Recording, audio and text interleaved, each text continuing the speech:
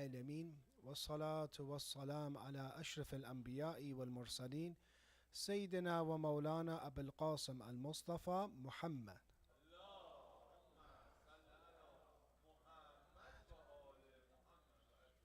وعلى أهل بيته الطيبين الطاهرين ولعنة الله على أعدائهم إلى قيام يوم الدين.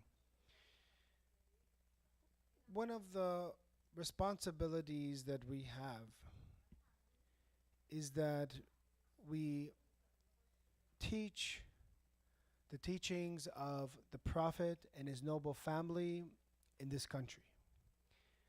Maybe some people ask, why don't we have programs in Farsi, for example? Why don't we have programs in Arabic? Which is good. We should, if we have the resources, we could have parallel Farsi and Arabic and Urdu, and as some centers do, especially during the main nights. But you have to realize that we have a responsibility to Ahlul Bayt alayhi salam to introduce them.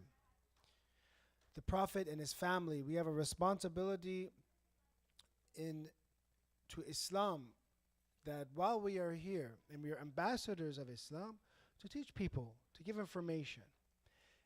The presentation that I have tonight is one that shows us that there is a time period, 34 years, during the time of Imam Zainul Abidin alayhi salam, that I want to open up for you a little bit, that what our Imams went through, and the fact that today, throughout the world, you can speak the truth, and this can be spread to all over the world because of the technology and social media that exists, and that this opportunity didn't exist.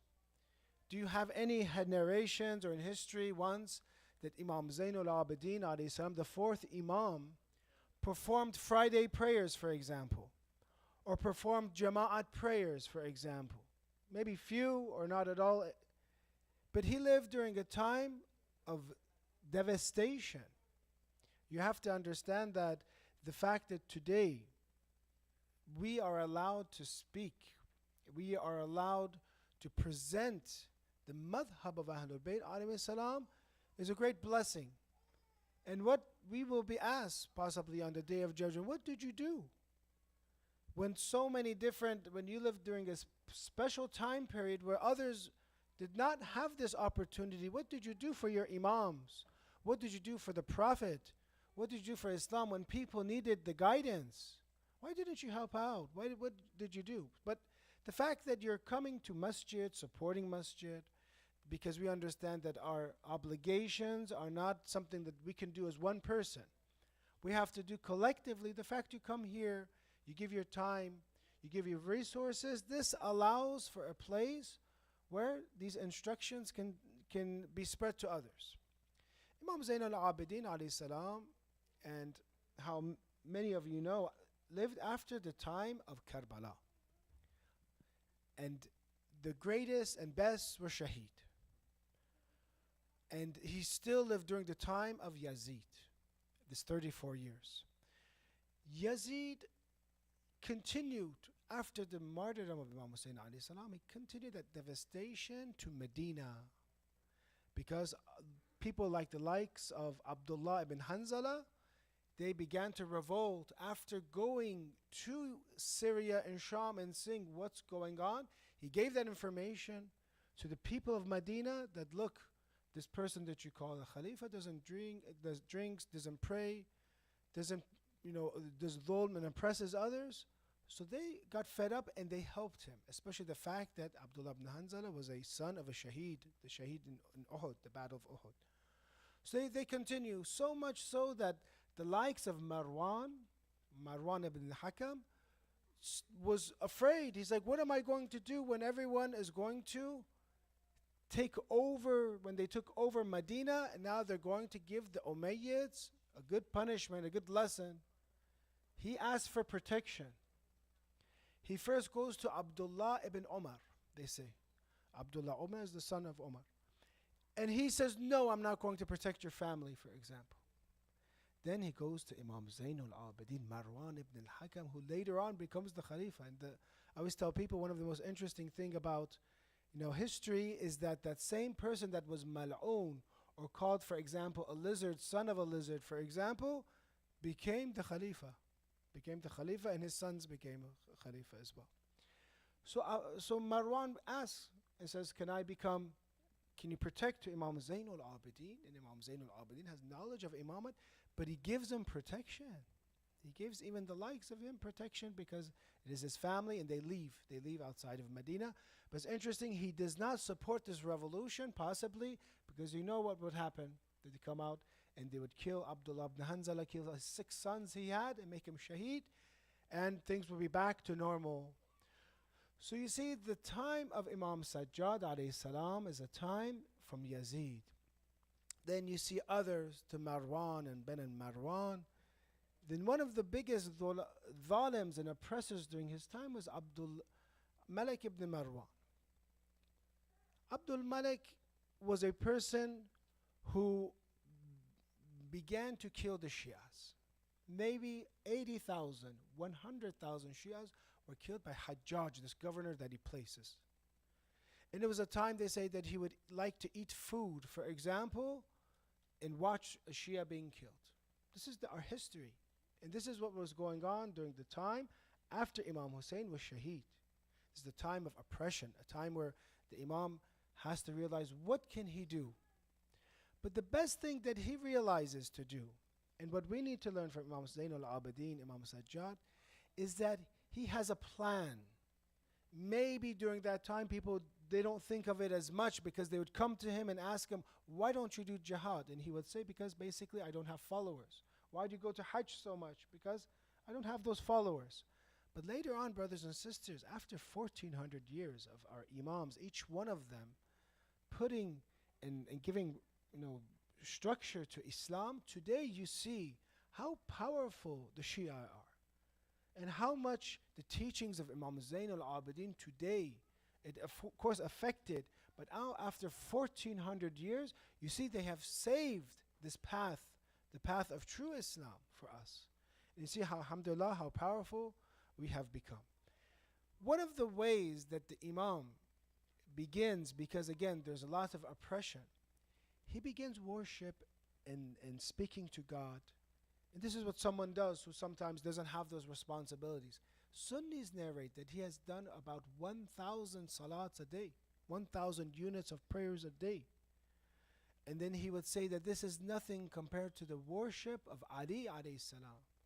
I want you to practice, for example, maybe see how hard it is to do 1,000 units. One person came to Allama Amini, a scholar, and said that you cannot pray 1,000 units a day. It's impossible.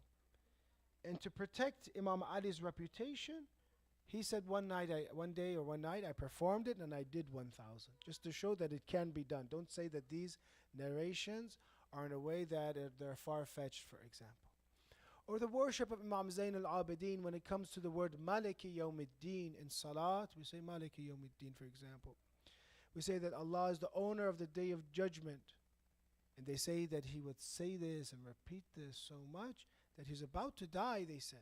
About the way they saw him, that he's going to pass out. He's going to die.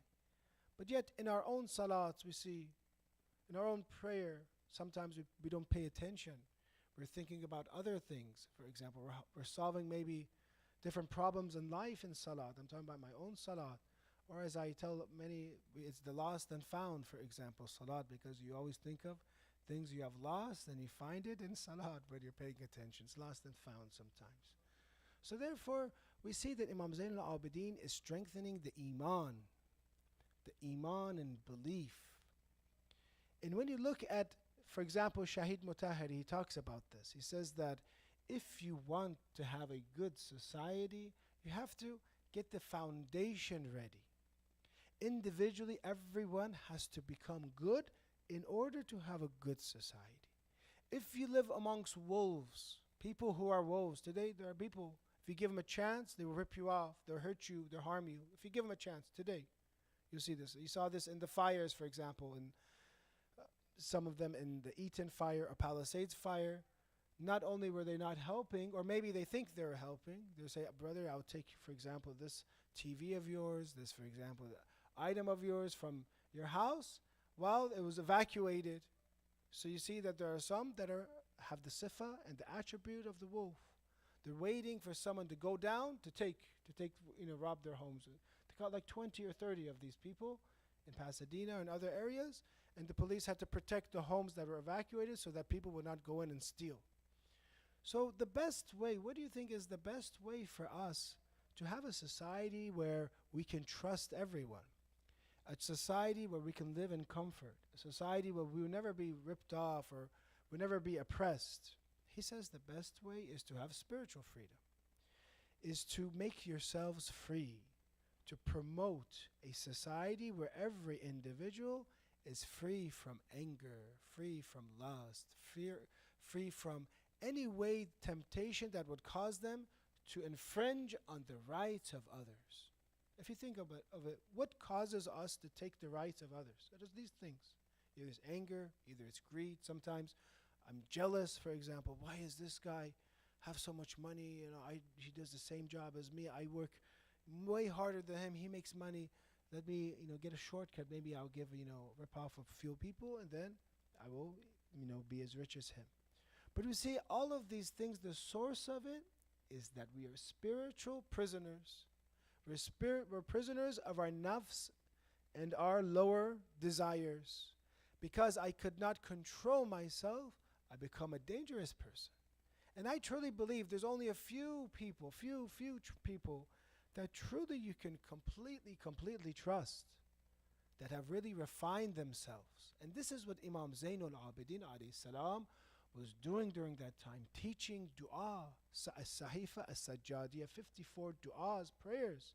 One of them soon we'll be reading, or we can read, for the welcoming of Shahr Ramadan, or when you leave Shahr Ramadan, or Makarimul Akhlaq, the highest levels of akhlaq. He was teaching this to the people so they can set themselves free. Because the Umayyads at that time were making people like animals. They say things became so bad in Medina, which is the city of the Prophet, that they allowed music and concerts inside Medina. They say once a person began to recite, so many people came inside this house to listen to this singer that they went upstairs to the balcony. The downstairs became full. They went to the balcony. The balcony became so full, they said it crashed down and killed the singer, for example, whoever was down there. This is the city of Medina, Madinatul Rasul. That the Umayyads were doing this to the city of the Holy Prophet. So the Imam is taking a stance, one, by teaching spirituality, two, by teaching the Holy Quran. He has very interesting statements when it comes about the Holy Quran, this great miracle of Allah. He mentions that if I was all alone and there was nothing, لو مات من بين المشرق والمغرب. Imagine if everyone died, east and west, there's nobody else left. لما استوحشت بعد أن يكون القرآن معي. لما استوحشت بعد أن يكون القرآن معي. I would never have wahsha, I would never have fear, because the Quran is with me. Are we like that? Sometimes you're all alone. You don't like it. You don't like to be alone. Some of the younger people, their parents are traveling, for example, or they have to go somewhere, they're all alone. What do? They get nervous. Or sometimes you move to a city. Have this happened to you? You had work or you had something to do in a brand new city. You don't know anyone. What do? You get a little bit scared, nervous. Actually, I noticed that many of the very pious people, super pious people, they love to be alone. They like to be alone. Because when they have to be with people, they have to speak about other things, especially if they're not too religious. They have to speak about dunya, other things. They like to be out in the streets, be out, by themselves reflecting and doing dhikr and crying, for example, for Allah. Some that have very high spirituality, they take advantage of this time being alone. They don't view they're alone because they have a library in those books they read, or they're with them, or for example, Sheikh Kulaini is with them, for example, Sheikh Sahib, for example, Man la yahdurhu al-faqih, Sheikh al-Saduq, for example, is with them, and different ulama are with them. Maybe it's a time that we are afraid to be alone, but Imam Sajjad alayhi salam says that when the Quran is with me, I'm not alone. Because the Quran is the speech of Allah. Or do we have that much ons and connection to the Quran that when we have free time, we reflect. Or even when we are driving in the car, a very important thing, especially for those who are living in Los Angeles area and have a long drive, that you listen to the Quran. Why would you listen to other things? For example, one of them, the good things is listen to Quran, listen to lectures. Use these things. Or we say, for example, about the Holy Quran, that he mentions, سمعت Ali ibn Hussein alayhi salam, I've heard that Imam Zainul Abidin say about the Quran, Ayatul Quran khaza'inun. The verses of Quran are like a treasury. فَكُلَّمَا فُتِحَتْ خَزَانَةٌ يَنْبَغِي لَكَ أَن تَنْظُرُوا مَا فِيهَا. These are like a door of treasures. And each one of these times you open the Quran is as if a door of treasures opens for you.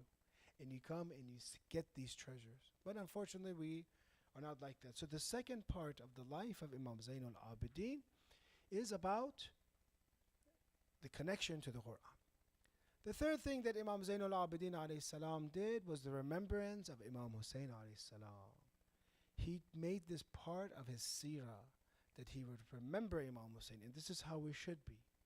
That for 34 years he would cry for Imam Hussein. Not only those tears you think necessarily tears that he was sad, but they are tears of protest, tears that have a meaning, tears that look, from now on, cry for the shaheed, cry for the martyr, cry for Imam Hussein alayhi salam. Make this part of your culture. Some of the traditions we have that he even would cook. Sometimes he would cook if there was a gathering for Imam Hussein alayhi salam, he would cook and give food. And this is the third part.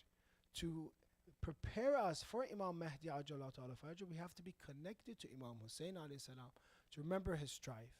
But tonight I want to give you a tradition from Imam Zainul Abidin alayhi salam that shows us how to live.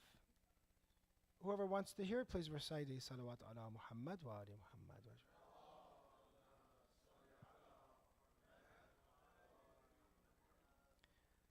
This tradition is in the book Usul al-Kafi. Inna asra al-khair thawaban al-bir. Indeed, the fastest good deed to receive a reward is righteousness, is bir. Meaning that when you do good to someone, you will receive it either in this world very fastly or maybe in the hereafter very fastly. But generally that concept that we have is when you do good to others, it impacts you very fast. And many times they say, if you're in poverty, then give charity. Because when you give charity in poverty, then your situation will change. Imam Zainul Abidin, from this hadith, we understand that not only is Islam a religion that we have to worship 1,000 units, but that also taking care of people. He was known for sadaqatul sir. Even the likes of Ibn Taymiyyah say he was known for sadaqatul sir. He would not like to be known for helping. He would hide himself, hide his identity. And you see so many times in so many places where the Imam would go and walk in the middle of the night, take provisions, and it would cause his shoulder to be bruised. Take bread, for example, bread baskets or food, and take it to the poor people. So the Imam and religion that we learn is a religion that is complete, that we have to treat each other very well. And this is one of the higher places of religion. When you see in the most pious of people, they're always the ones that are always doing khair, making dua for others, always trying to help others, even if it's something very small. Even if they have a little bit amount of time, they're trying to help someone. The second, and sometimes we're not careful of this, وَأَسْرَعَ الشَّرْ عُقُوبَةً الْبَاغِيَةً. And the fastest evil to receive punishment is oppression. Be careful of oppression. Be careful of harming someone. Sometimes, for example, there's a new daughter-in-law, for example, or maybe a son-in-law, someone that comes into the family, and maybe you treat him in a different way, for example, or a different family member, a different friend that we have, and you have power, you have control, and you oppress them, you take their rights away, you insult them, for example. Be careful of baghi, Because one of the first things that comes to us, comes back to us, is that oppression, harming others. Many times we ask, well, how come my life isn't so good? Well, look, how do I treat people? Am I treating them fair? Am I treating, for example, those close to me fair? If I am treating them fair, then inshallah, it will be the first good thing to come to you. But if you're oppressing them, then you see it will come right back at you. Don't then complain to Allah, say, Allah, why did you make my life like this? Why did you, I'm not having a good life. Say, actually, the one who started this is you. You oppressed others and you took that barakat and those blessings away from your life. So the first way to have a good hayat tayyibah, a good life, is to treat people fairly, inshallah. The third, وَكَفَى بِالْمَرْءِ عَيْبًا أَنْ يَنْظُرَ فِي عُيُوبِ غَيْرِهِ مَا يَعْمَى عَلَيْهِ مِنْ عَيْبِ نَفْسِهِ. And it is for a person, a defect for a person to look at the faults of others while being blind to his own faults. We have many traditions about this, that we treat people and we're very harsh with their faults. Sometimes we look at people, why is he saying this? Why does he think like this? Why does he look like this? Why does he, for example, behave this way? But we don't look in the mirror. One of the important actions that we should be having is muhasabah of ourselves. Why don't you account for yourself and see who you are? Why do you think that we take it so easy on ourselves when we want to account for myself and see my own faults? But why is it that when I see someone else's faults, we're so easy to criticize? Why do you think it's like that? Some of the philosophers and teachers of ethics say it is because the love of the self, hubbun nafs, because all of us love ourselves. If, for example, I'm sorry to gross you out or whatever, say, I don't brush my teeth, for example, and I talk and I have bad breath, it doesn't sometimes bother me as much. It's my breath, bad breath. I don't care. It's mine. It smells good, actually. It's very good. But if, God forbid, somebody else has bad breath, oh my God, get out of here. I can't. Please, would you like some gum, for example, brother? Would you like a toothbrush, for example, please? Or scope? I can't tolerate it anymore. And I'm not saying that you have to go out from tomorrow and trying to find people with bad breath and try to get used to it. No, I'm not saying get used to it. But be in a way that you are not so critical of people. People are insan. They make mistakes. And if somebody doesn't say salam to you loudly, someone doesn't return your text or call, they're insan. They have something to do. They're busy. Why are you so strict? But when you don't answer, like, oh, I forgot, I'm busy, I can't, it's okay for you. The big issue that we have, and the Imam Zainul Abidin ﷺ is teaching us, is to be very harsh on yourself, but don't be harsh on others. But usually we're the opposite. If somebody treats me with the smallest amount of disrespect, I get very upset. But if I do it, then it's okay. And therefore, that's the problem that we have, especially in Islamic ethics, is that many times if you ask yourself, you say, am I going to heaven? You'll probably say, yes. Am I a good person? Yes. But when it comes to others, you say, no, maybe they're not going to heaven. Maybe they're going to hell. This masjid, for example, is good. Maybe the other masjid is going to hell, for example, or the likes of this. So I have to be so critical of myself, so scared, that I don't know what's going to happen. I have so many faults. And if you look at the lives of the ulama, the scholars, they were so critical of themselves. They never said, I'm so knowledgeable, follow me, I'm so pious. I know teachers in Qom, for example, they're mujtahids. They don't even like anyone to pray behind them. We ask them, for example, when the future maraj, we ask him, why don't you lead prayer for you? He says, my back hurts today. Or I got to go. I have to go. I don't want to lead prayer, for example. Then there'll be others that they feel entitled. They say, you have to pray behind me. I'm the only one whose prayer is accepted, for example. So we have to work on ourselves so much that you keep considering your faults. And we have so many. It's interesting, one of the shortest autobiographies, I think they took it down, but it was from Ayatollah Al-Uzma Wahid Khorasani. He had one of the shortest autobiographies and said, my life, so tell about yourself. And usually today, if you say, I studied with him, I did 10 years there, 5 years there, 15 years there, I can do so many push-ups, for example, so many different things you put in your resume. He says, my autobiography is this, that my nothing but full of faults. I'm nothing but full of faults. That's my autobiography. Imagine if you lived yourself in a way that you really realize it. And one of the issues that we expand this is in marriage. Many times in marriage, I always think, for example, wife is at fault. I always think husband is at fault. I never know that it's actually me, or I don't consider that maybe, I caused this, or I don't understand why is she upset, or she doesn't understand why is he upset.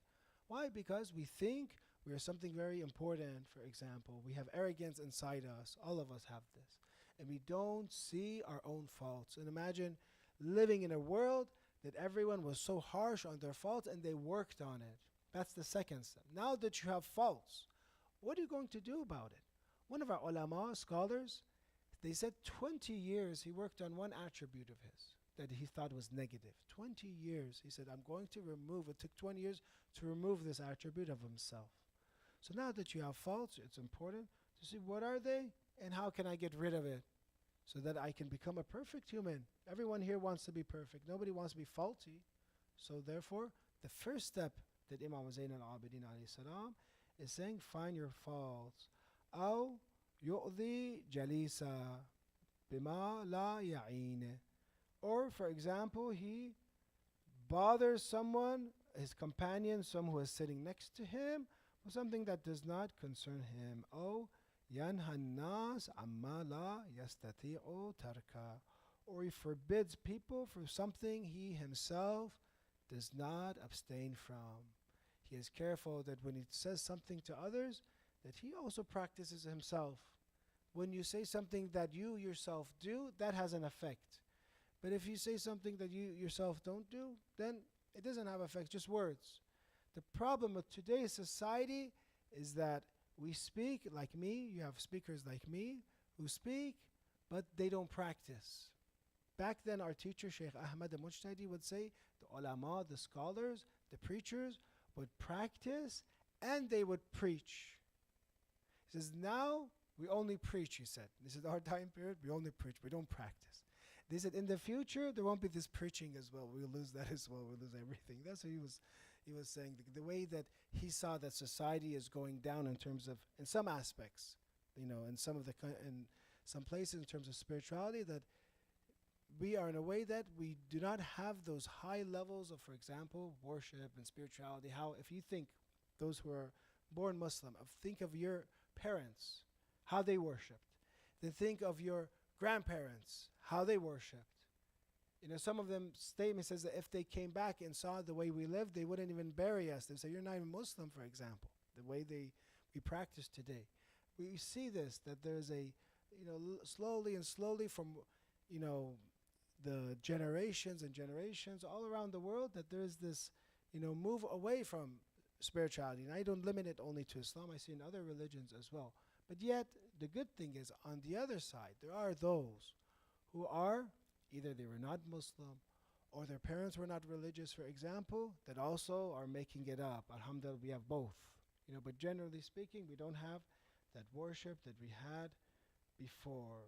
So therefore, we ask Allah, inshallah, to make us of those who follow the path of Imam Zayn al-Abidin, inshallah, and to be careful and review these few steps. One is that the person who is the fastest to receive reward is one who does righteousness. If you want to see good, do good to others. And the fastest person to receive evil is the punishment is the one who oppresses.